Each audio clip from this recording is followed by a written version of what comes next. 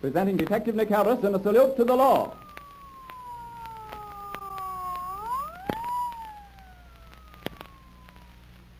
Ladies and gentlemen, once again we bring you Detective Nicholas B. Harris, chief of the internationally known Los Angeles detective agency bearing his name, in a dramatization of one of his true crime stories, proving to the youth of today the folly of committing crime.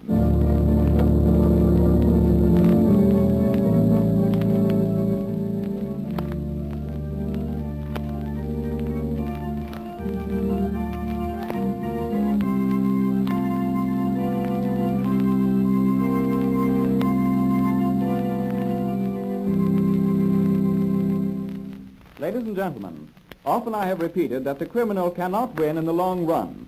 And this evening, as we continue to unfold the true life account of Pearl Lachey, the young blonde shoplifter, we shall see more clearly than ever the truth of my statement. Now, Mr. Harris. Thank you, Mr. Russell, and good evening, everyone. You will remember last week that Pearl Lachey had an overwhelming desire for things that were pretty, an expensive luxury which as a young girl she had been denied. And so Pearl fell into the habit of picking up from department store counters such articles as high-priced silk hose, costly hats, and many similar items. Last week we traced her early career from a petty theft of an expensive pair of silk stockings to a more serious offense of shortchanging a large department store. And we finally left her in the act of stealing a $500 wedding gown from one of the city's smartest stores. But as Pearl Lachey left the store, with a frantic saleswoman trying to trace the lost gown, Lula Lane, one of my best women operators, followed.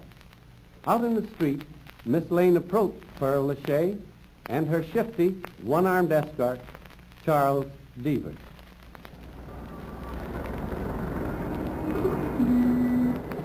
Pearl, hurry up. I think a woman Dick spotted the store. I don't know, but... Oh, I ain't afraid of them. I've had dealings with them before. And besides, Charles... Can the chatter and come along with me quick. All right. Wait a minute, Pearl. Oh, what do you want, you? I want that $500 wedding gown you've got stuffed inside your clothing. Come with me. Both of you. If you try to get away, you won't make it. There's a plainclothesman watching us now. Might as well give up, Pearl. They've got us. Okay, Miss Lane. I remember you from before. But someday I'm going to shake you for good.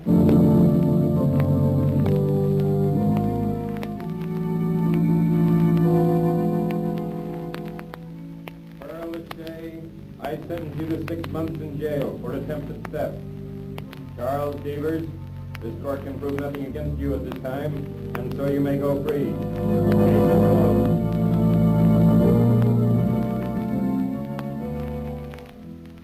And thus Pearl Lachey, innocent-looking blonde shoplifter, served her first jail term.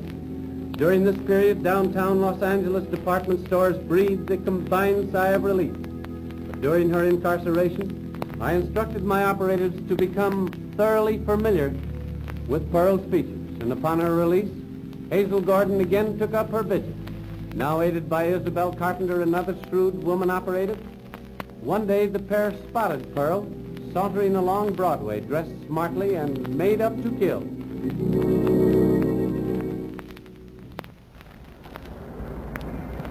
That's Pearl she married today. That blonde with a Hollywood swagger and the thick coat of war paint? Yes. She looks like she's working in pictures, doesn't she? You know, that extra girl attitude. Here I am all dolled up. Look me over. Well, from that past record of hers, she's up to something, you can be sure. Yes, but what? Come on, Hazel, let's follow her.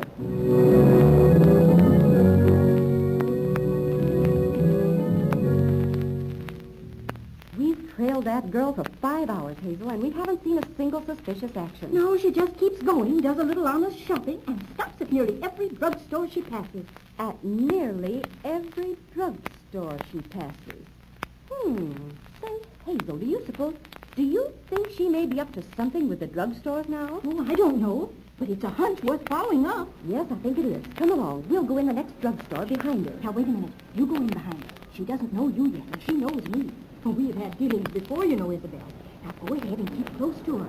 I'll keep my distance from you till later on. All right, here goes.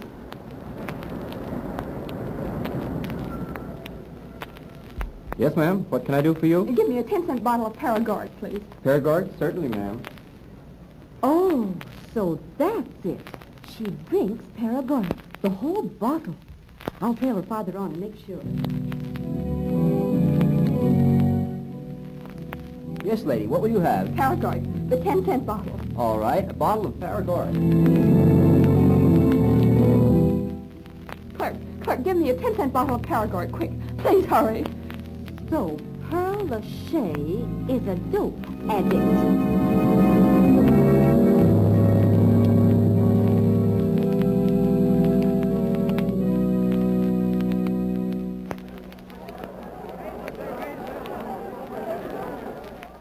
Well, Mr. Jerome, I didn't expect to see you here in this store. Hello, Estelle. What are you doing? Keeping an eye out for shoplifters? Well, Christmas is a good time for them. Besides, I do have a little shopping to do myself. Yes.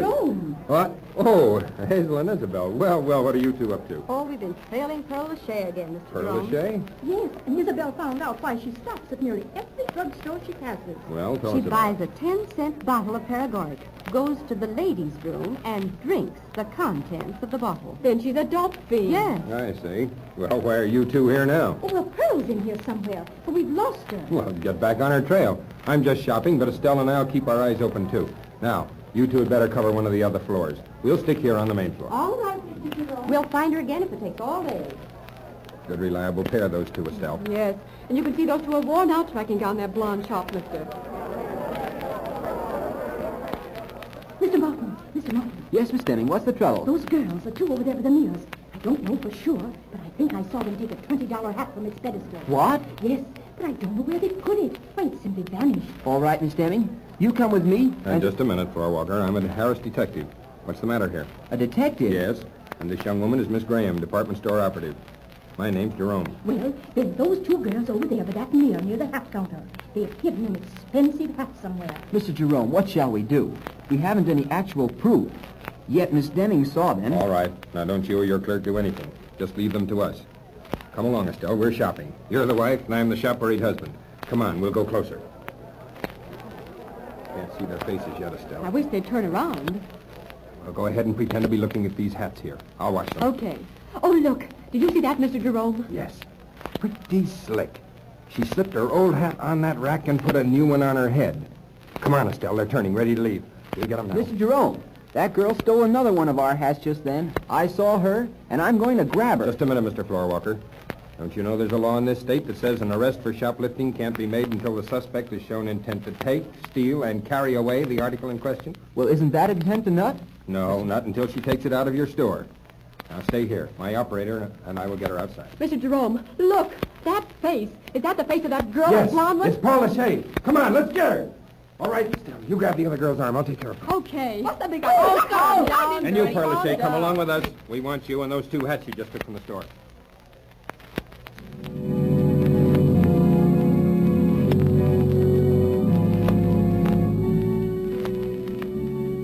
So Pearl Lachey was once again arrested and convicted on charges of theft. And once more she went to prison. Her younger companion, in whose blouse was found the $20 hat first stolen, was sentenced to juvenile hall. And so twice, the young blonde shoplifter beat the law.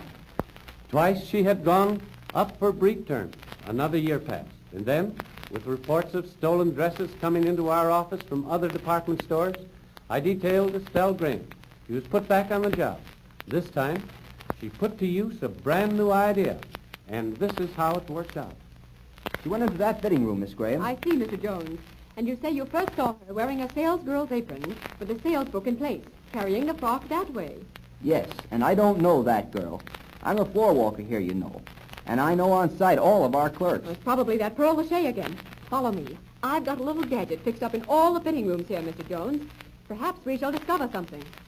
And Estelle Graham and the floor walker tiptoed to a secluded spot behind the fitting room just entered by this new suspect. And standing on a chair, Estelle looked into a small cylinder of an ingenious periscope she had fitted out for this very purpose. You are right. It's a steal, and it's Pearl Lachey wrapping that frock around her waist. I'll nab her outside.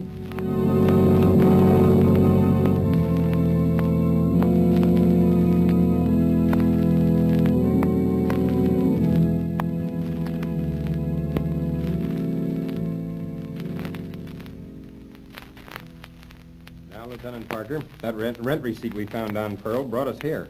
But under the doorbell outside, the name listed was Pearl Farley.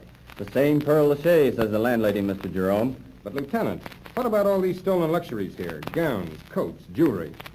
I wonder why she didn't sell them to a fence. She didn't need to, Inspector. The landlady told me that Miss Farley, as Pearl Lachey called herself here, did sell these things. She had a swell trade with all the movie extras from Hollywood. Here, Mr. Jerome, is where they got their fancy wardrobes. So that's it, huh? Sold this stuff to the extras, and probably dirt cheap, too. That's right. And thus, Pearl Lachey was put out of circulation for a third time. And after her release, nothing was again heard of her. Until about a year later. Guess this is the place, Lieutenant Parker. Yeah, those Case brothers who robbed telephone boxes of nickels, dimes, and quarters gave this address for Ed Farley, the guy they said sold them the master key to open telephones. Farley? Farley? Say, that brings something back to my mind. Come on, let's knock.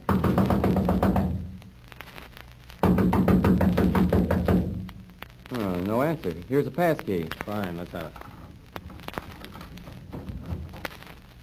it. Well, nobody here. Let's look around, Parker. Sure. Wonder where this Ed Farley kept those... Wait a minute. What's that? A dame. Pearl Lachey. Oh! Lieutenant, after her. Get her. Little devil, she's trying to get away. Pearl, get away from that window. Get away from me! Take your hands Inspector, off me! she threw something out What of the was window. it, Pearl? You might as well tell. We'll search below anyhow. Oh, Come you on. know, Mr. Jerome, I don't want to go and stir again for that. For what? I didn't ask you that. I want to know what you threw out of that window. High pose. Dope again, eh, Pearl? Well, come along with me. Right now, we want to know something about master keys that fit telephone coin boxes. You stay here and search the place, Parker. And this nearly ended the case of Pearl Lachey, who was exonerated on the telephone coin box charge, as she gave us information leading to the arrest of the maker of the master telephone box keys. But several months later, the final chapter of the blonde shoplifter was at last written in San Francisco.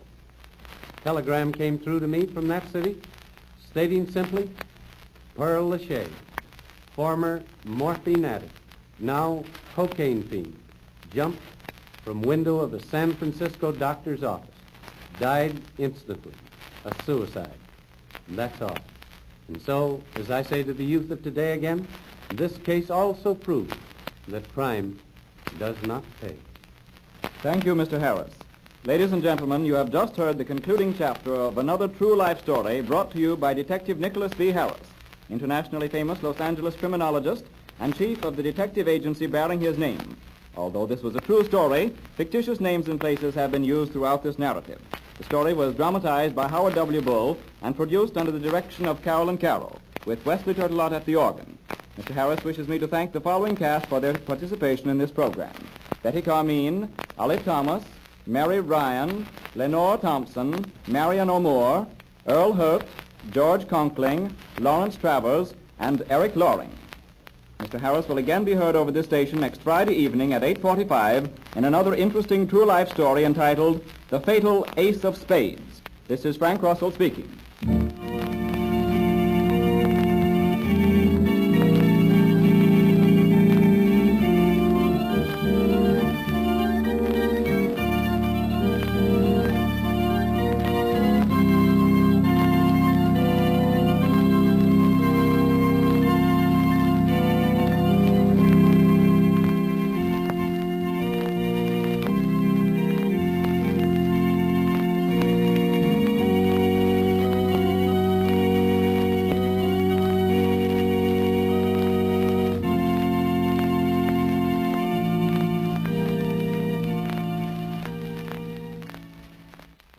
Is True Crime Stories, proving to the youth of today the folly of committing crime.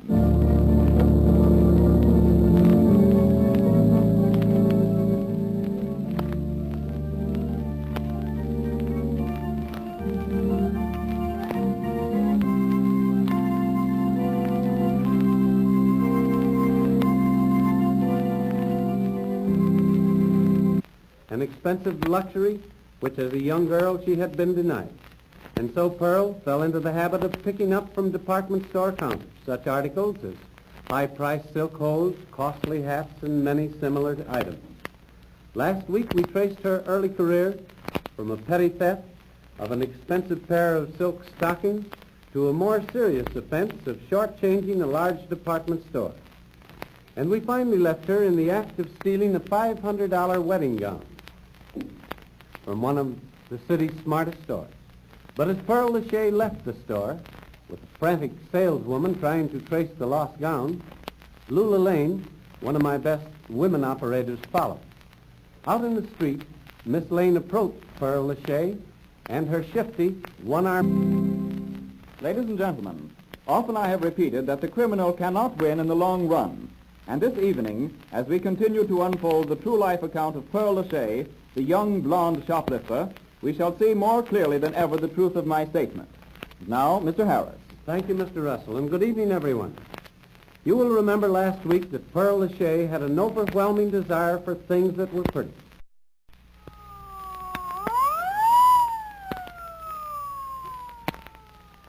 Presenting Detective Nick Harris in a salute to the law.